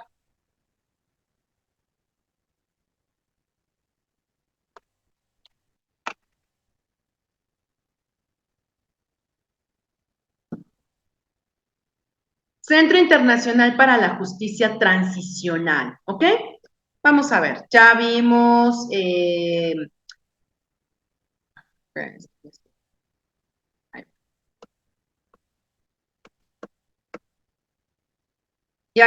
Asociación para la Prevención de la Tortura, Brigadas Internacionales de Paz. Vámonos con el Centro Internacional para la Justicia Transicional. Ok, ¿qué hace? Misión y visión. Fíjense que esta organización, curiosamente, su misión y visión está conjunta, o sea, va junto, ¿no? No está separada misión y visión. Qué curioso, ¿no? Sí lo había, sí pasa, ¿no? Sí pasa en otras organizaciones, sí pasa, aunque lo ideal es como separarlo, ¿no? Pero bueno. Dice, y ellos en su misión y visión trabajan codo a codo con las víctimas para obtener el reconocimiento y la reparación de las violaciones masivas de derechos humanos, hacer que los responsables rindan cuentas, reformar y construir instituciones democráticas y prevenir la recurrencia de la violencia o la represión. ¿Ok? Y bueno, ellos dicen, trabajamos codo a codo, ¿no? Esto de codo a codo, bueno, si estuviéramos en vivo, ¿no? Yo les preguntaría a qué les suena, ¿no? O a qué les invita, ¿no? Yo creo, ¿no? En esta visión de colaboración implica en ir juntos, ¿no? ir juntos con las víctimas, ¿sí? No adelante, no atrás, no arriba, ¿no? De repente el trato a las víctimas es un tema muy delicado, muy complejo. Ustedes lo saben, mejor que nadie lo saben. Ustedes que recuerdo cuando platicamos la primera vez, me compartían sus experiencias y su labor, ¿no? Terapéutica y demás. Entonces, el trabajo con víctimas debe de ser muy, muy, muy sensible, ¿no? Y en este sentido, bueno, esta organización hace como primero esa referencia, a ver, es codo a codo, ¿no? A la par. ¿Y para qué? ¿Para qué el trabajo? ¿Para qué esta colaboración? Buscan dos elementos: reconocimiento y reparación de las violencias masivas de derechos humanos, ¿sí? Reconocimiento en el sentido de, a ver, miren, ¿no? Miren esta violación, miren estos actos en contra de los derechos humanos, ¿sí? Porque de repente pareciera que hay gobiernos, hay situaciones en donde no se reconoce. El tema de Gaza lo compartíamos, ¿no? Que la verdad a mí de repente me genera, ¿cómo es posible que en pleno siglo XXI esté pasando esto y que además no podamos hacer nada, ¿no? O sea, sí, de repente es como impotencia la que yo siento, no sé, ¿no? Entonces, estas organizaciones lo que hacen es, a ver, pues hay que reconocer, hay que mirar, hay que decir con todas sus palabras, violación de derechos humanos, ¿no? Y la reparación, que bueno, la reparación ya implica otro trabajo más fuerte, ¿no? Y si se acuerdan, cuando revisábamos las sentencias de la Corte Interamericana de Derechos Humanos, comentábamos esto, ¿no? Comentábamos cómo las sentencias van en función de reparar el daño, ¿no? Que es una palabra a veces de repente como un poquito vacía, ¿no? Porque ¿cómo reparas una vida? Que bueno, de hecho, por eso se usa esa palabra y no es reponer, ¿no? Porque pues no hay forma, no hay forma, no hay forma para que una vida regrese, no hay forma, ¿no? Y el daño emocional, psicológico, en fin, ¿no? Entonces, también la Corte busca ser responsable y que rindan cuentas, ¿no? El tema de la rendición de cuentas es un acto bastante complejo, ¿no? En México yo creo, y bueno, de hecho traemos una crisis de rendición de cuentas actualmente, con instituciones y órganos, ¿no?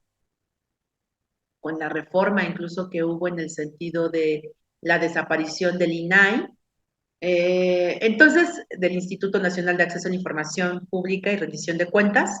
Pero creo que en México el tema de rendición de cuentas no se ha terminado de concretar ni de entender, en el sentido de que rendir cuentas no es decir, gasté tanto dinero, hice esto, fueron tantas sillas de ruedas que se entregaron, no.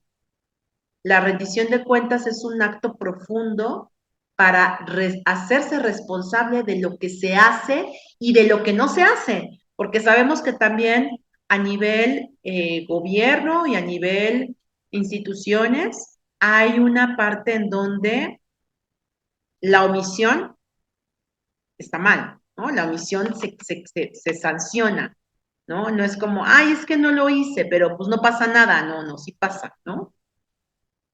Porque eres omiso a tus actos, ¿no?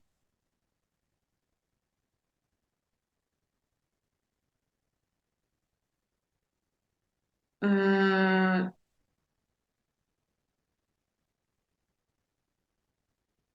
entonces, bueno, en ese sentido es esta parte, reformar y construir instituciones democráticas y prevenir la recurrencia de la violencia o la represión. Híjole, sí, yo creo que creo que de todas las misiones y visiones que revisamos hoy, creo que la más elevada es esta. Construir instituciones democráticas, ¿no? Muy fuerte. Su chamba, su labor es esa, construir instituciones democráticas. Entonces, no sé, aquí yo creo que pueden, o sea, bueno, haciendo una crítica constructiva, ¿no?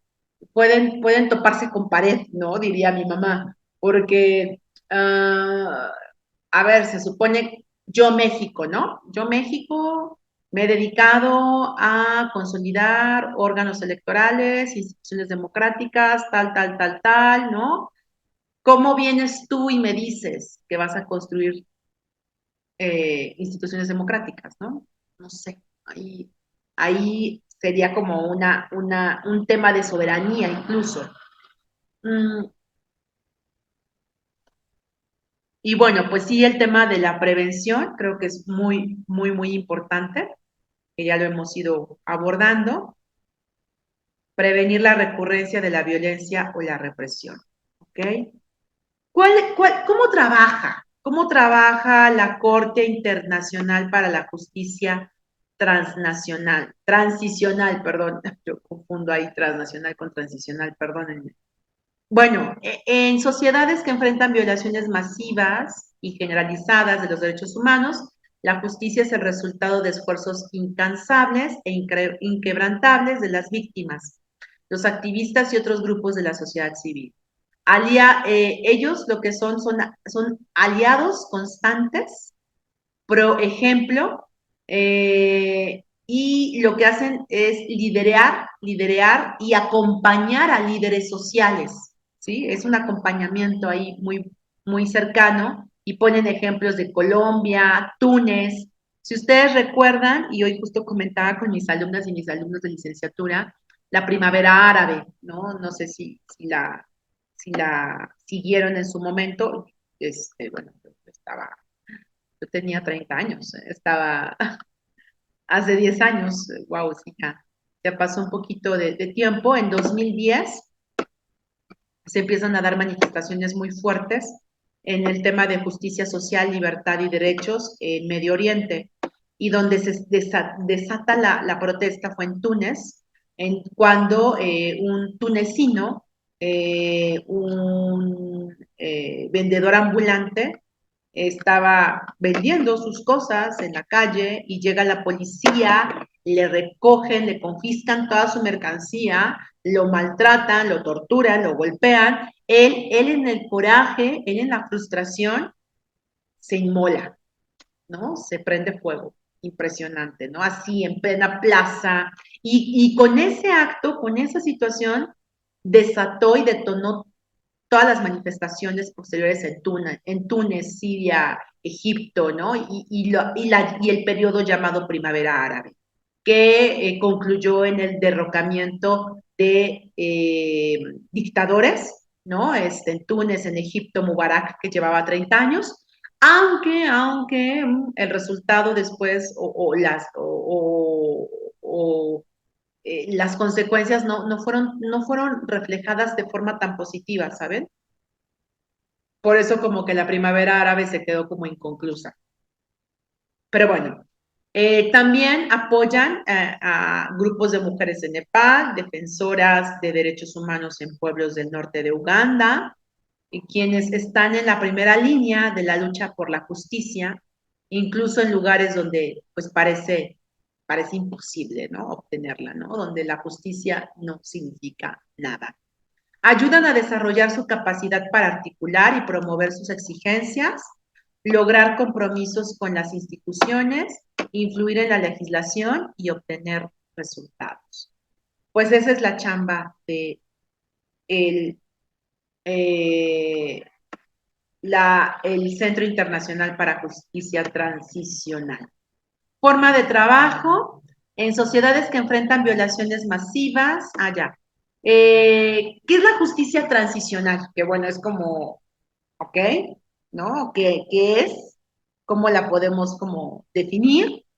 Se refiere a cómo las sociedades responden al legado de violaciones masivas y graves de derechos humanos.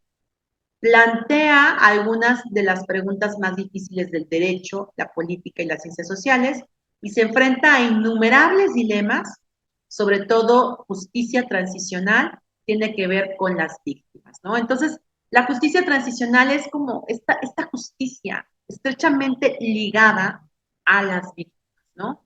A las víctimas, sobre todo en violaciones masivas, ¿no? Su lema de la organización es justicia, verdad y dignidad, ¿no? Tres, pues yo diría como valores, ¿no? Valores fundamentales, la justicia, la verdad y la dignidad. Entonces, bueno, pues hacen esta labor, este Centro Internacional para la Justicia Transicional, tienen como una filosofía muy fuerte en el tema de violaciones masivas. Seguramente, pues ahorita sí tienen como bastante labor, bastante trabajo en el sentido de lo que está pasando en diferentes partes del mundo, ¿no? Y bueno, pues ya para cerrar, compañeras, compañeros, voy a colocar el video.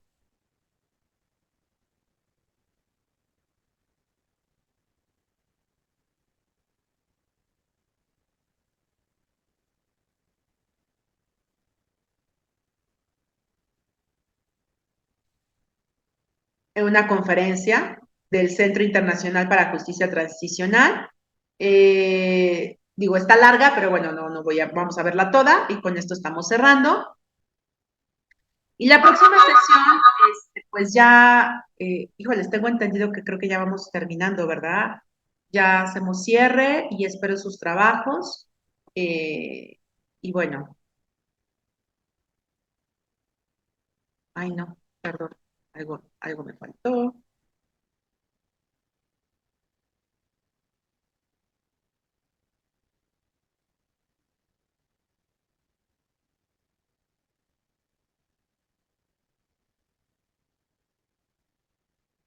Ya, ahí va.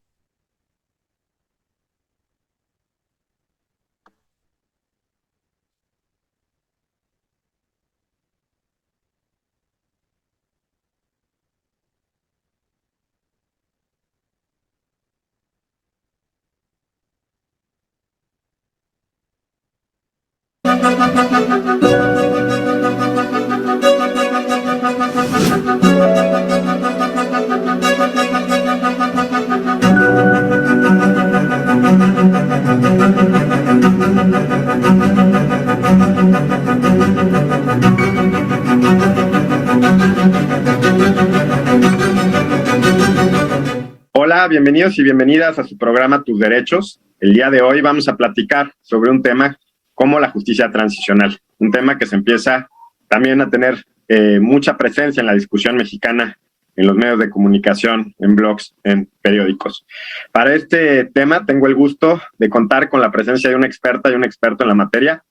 En primer lugar, presento a María Camila Moreno, directora de la oficina en Colombia del Centro Internacional para la Justicia Transicional.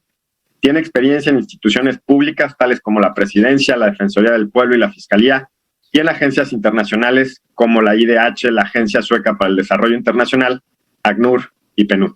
Bienvenida, Camila. Muchas gracias por la invitación. Un gusto. Un gusto estar con ustedes. Igualmente. En segundo lugar, presento a Andrés Díaz Fernández, consultor en Derechos Humanos. Ha sido consultor para la Oficina del Alto Comisionado de Derechos Humanos de las Naciones Unidas.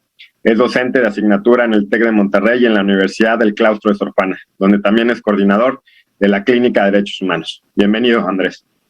Muchas gracias, Roberto. Un saludo a ti, a toda la audiencia, un saludo también a Camila. Pues muchas gracias por haber aceptado la invitación. Camila, me gustaría empezar esta introducción al tema de la justicia transicional contigo. Si nos pudieras explicar qué es la justicia transicional y si existe una sola definición aceptada de justicia transicional.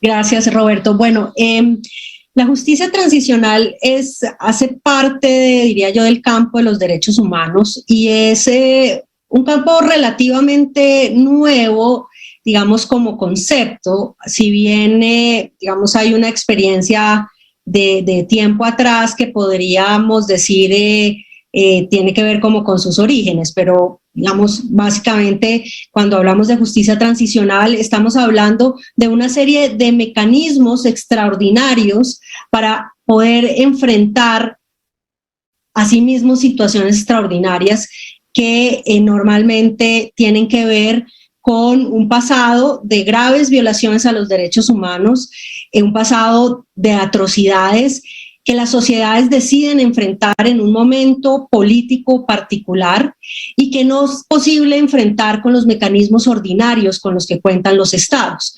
De allí la necesidad de crear mecanismos extraordinarios como las comisiones de la verdad, como tribunales especiales, durante muchos años tribunales internacionales que fueron los que se crearon para que los responsables de esas atrocidades rindieran cuentas ante la sociedad y la justicia. Hoy por hoy es más común encontrar mecanismos nacionales, tribunales especiales en las jurisdicciones nacionales para hacer frente a esa necesidad de cerrar la brecha de impunidad cuando se trata de estas atrocidades o graves violaciones a los derechos humanos e infracciones al VIH. Igualmente, estamos hablando de programas de reparación, por ejemplo, de reparación a las víctimas de esas graves violaciones a los derechos humanos, programas que requieren de políticas públicas dirigidas especialmente a las víctimas con recursos destinados para esa reparación, porque claramente en situaciones de transición, y eso también es importante mencionarlo, aunque no siempre las transiciones son claras, cuando una sociedad está transitando de un conflicto armado hacia la paz o de un régimen autoritario hacia la democracia, pues normalmente se encuentran debilidades o insuficiencias en las entidades que tienen la responsabilidad de atender a las víctimas, es decir, que con las instituciones y los programas ordinarios difícilmente es posible atender, por ejemplo, una situación que suele ser común en estas transiciones, que es la masividad de víctimas, y por eso la necesidad de crear programas especiales de reparación o programas especiales de búsqueda de personas desaparecidas también. Entonces son una serie de mecanismos que buscan garantizar en circunstancias políticas especiales de la mayor manera posible los derechos de las víctimas a la verdad, la justicia, la reparación y las garantías de no repetición. Muy bien, Camila, gracias por esta buena introducción. Andrés, me gustaría que ahondaras en los orígenes de la justicia transicional. Ya María Camila nos dio un buen panorama de qué se trata la justicia transicional, pero ¿a dónde nos tenemos que remontar? Digamos, ella dijo que es reciente, pero ¿cuáles serían las experiencias tal vez pioneras en esta materia? Claro, Roberto. Pues bueno, el término de la justicia transicional ya nos lo explicó Camila ciertamente, y ha tenido también todo un debate histórico sobre cómo se ha podido visualizar esta aparente transición, este traslado de un estadio, de una forma de estar en un régimen de no democracia hacia uno de donde sí existe democracia, pero más que democracia, incluso Estado de Derecho. Digamos, en la historia reciente lo hemos podido visualizar más a partir, digamos, de temas como después de la Segunda Guerra Mundial, los tribunales de Nuremberg, donde también coincidía, digamos, va de la mano con el término de los crímenes de lesa humanidad, esa definición que también en algún momento utilizaba Primo Levi, que era una persona que había sobrevivido al Holocausto. También lo vimos cómo sucedió en los tribunales de Ruanda después de estas masacres intertribales que existían también en esos países, en ese país, en Ruanda, en África, en Yugoslavia, lo hemos visto también con estos tribunales. Entonces estamos hablando de periodos donde se han cometido delitos graves, delitos de alto impacto, delitos que tienen que ver con lo que comentaba Camila, con la desaparición, con la tortura, desde el Estado, crímenes de lesa humanidad, es decir, delitos, faltas, afrentas contra la propia esencia de la humanidad en su individuo y en colectivo. Digamos, no son casos aislados. Camila mencionaba el término de lo masivo, y entonces vemos cómo es importante también visualizar que es toda una política de Estado encaminada a erradicar cierta parte de la población.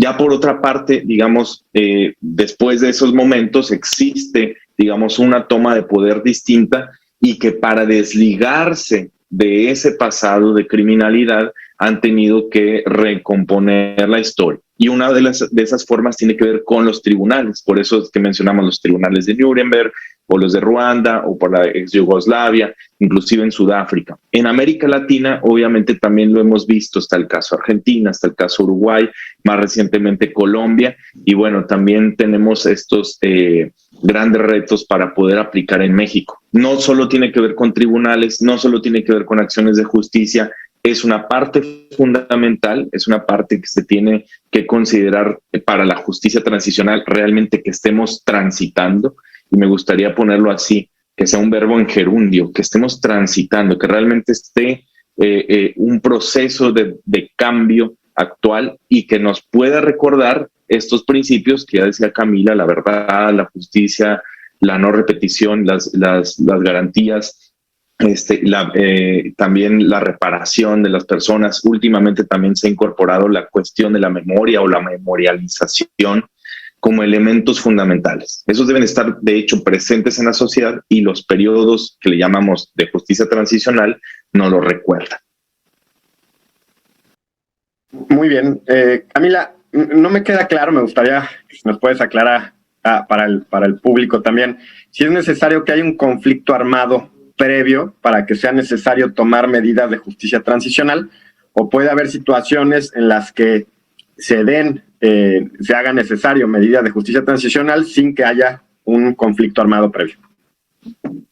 Sí, Roberto, es una pregunta muy interesante porque, como decía Andrés, si nos vamos un poco a los orígenes del concepto, pues nos tenemos que ubicar en nuestro continente. De hecho, el concepto surge en realidad en el continente latinoamericano, y más exactamente se deriva un poco de las experiencias especialmente de Chile y Argentina. Es decir, el concepto surge cuando la transición era de un régimen autoritario, de una dictadura, a la democracia. Luego, si se quiere, el concepto se traslada a otro contexto, que es el contexto africano y las guerras poscolonización, y luego, digamos, los conflictos armados en diferentes países de África. Entonces ya ahí no estamos hablando de una transición de una dictadura a una democracia, sino estamos hablando de transiciones de conflictos armados internos, en la mayoría de los casos, o internacionales en algunos, a la paz. Pero hoy por hoy este concepto, digamos, ha sido, diría yo, desafiado por la realidad. O sea, ya hoy no es tan fácil identificar esas transiciones de manera tan clara. Es decir, que vamos a pasar de un estado A a un estado B, o una situación A a una situación B. Hoy por hoy estamos hablando de justicia transicional y de los mecanismos de justicia transicional, incluso en contextos en donde la transición no es clara. Y es cuando, sobre todo, existen, a mi modo de ver, dos condiciones. Una demanda muy fuerte de las víctimas, una demanda por verdad, por justicia, por reparación, por memoria, como decía Andrés, por garantías de no repetición, y un Estado que, y sería la segunda condición, que está, digamos, que existe más bien una voluntad política para atender esa demanda de las víctimas, pero que no es posible atenderla con los mecanismos existentes, sino que hay que recurrir a estos mecanismos extraordinarios que nos propone la justicia transicional. Incluso en situaciones tan complejas como Siria, hoy por hoy existe una demanda muy importante de organizaciones de víctimas por conocer la verdad de qué ha pasado con las personas desaparecidas, porque empezar a documentar casos para en un futuro poder llevar a algún tribunal a los responsables, y es una demanda hoy. No hay transición en Siria, es una situación súper compleja, y podríamos mencionarte otros casos, pero hay una necesidad de empezar a abordar ese pasado y ese presente de atrocidad, y para garantizar esos derechos de las víctimas, porque los derechos de las víctimas permanecen en el tiempo, incluso cuando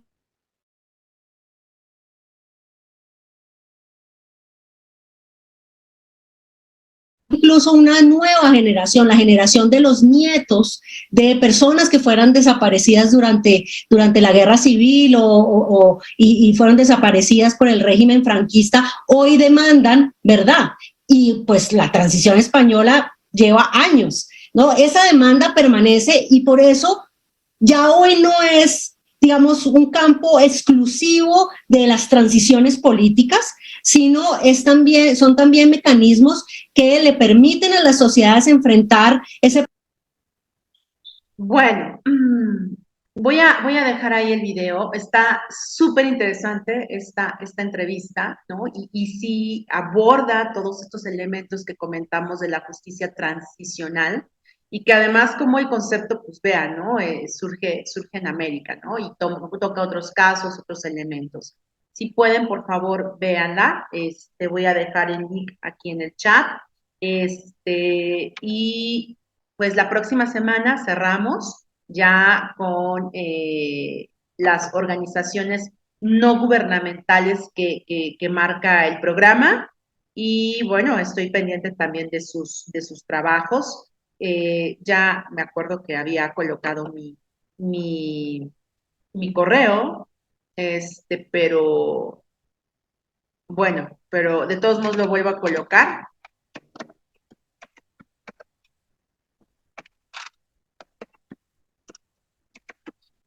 Entonces, bueno, pues estoy pendiente. Ya está el link, ahí en automático les manda la conferencia para que si la gustan seguir viendo y revisando. Y bueno, pues agradecer su atención, agradecer su tiempo, agradecer su esfuerzo para tomar este doctorado, para seguir preparándose. Y bueno, cualquier cosa estoy pendiente.